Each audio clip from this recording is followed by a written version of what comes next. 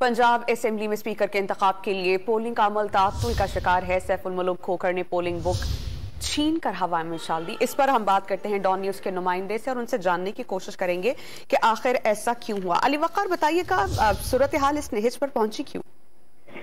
हाँ जी, बिल्कुल। पंजाब असेंबली में जो स्पीकर के इंतखाब के लिए पोलिंग का अमल शुरू हुआ था वो अब थोड़ी देर के लिए तातुल का शिकार हुआ था। उसकी वजह ये बताई जा रही है कि पाकिस्तान मुस्लिम लीग नून के उम्मीदवार जो है सैफुल मुल्क खोखर, उनकी जानिब से ये एतराज उठाया गया है कि ऐवान में जो स्पीकर के इंतखाब में मुबैना तौर पर धांधली की जा रही है। जो बैलेट पेपर छापे गए हैं उस पर सीरियल नंबर दर्ज है, जिससे वोट की सिक्रेसी जो है अया होने का खदशा है। लिहाजा पैनल ऑफ चेयरमैन इसका नोटिस लें और बैलेट पेपर के ऊपर, जिन बैलेट पेपर के ऊपर जो इंतखाब हो रहा है वो उनको कबूल नहीं है। इससे धांधली हो सकती है। इस दौरान जो है एक रुकने असेंबली जो है मुस्लिम लीग नून की, उनकी जानिब से बैलेट पेपर वाली जो बुक है उसको भी हवा में उछाला गया और उसके बाद ये इल्जाम आयद किया गया है। और जो panel of the chairman Waseem Khan Badozai, उनकी जानिब से ये कहा गया है कि सैफुल मुल्क खोखर ने 4 बैलेट पेपर जो है वो बैलेट बुक में से फाड़े हैं, वो फौरी तौर पर उनको वापस करे।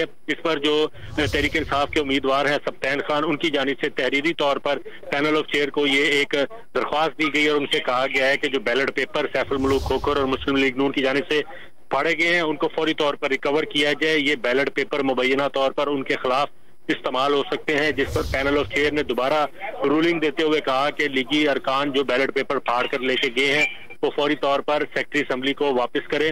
अब जो है पोलिंग का अमल दोबारा शुरू हो चुका है, लेकिन जो है नारेबाजी दोनों जानिब से ऐवान में जारी है। अली वक़ार, बहुत शुक्रिया, आप हमें अपडेट कर रहे थे। इस बारे में मजीद अपडेट्स भी आपसे लेते रहेंगे।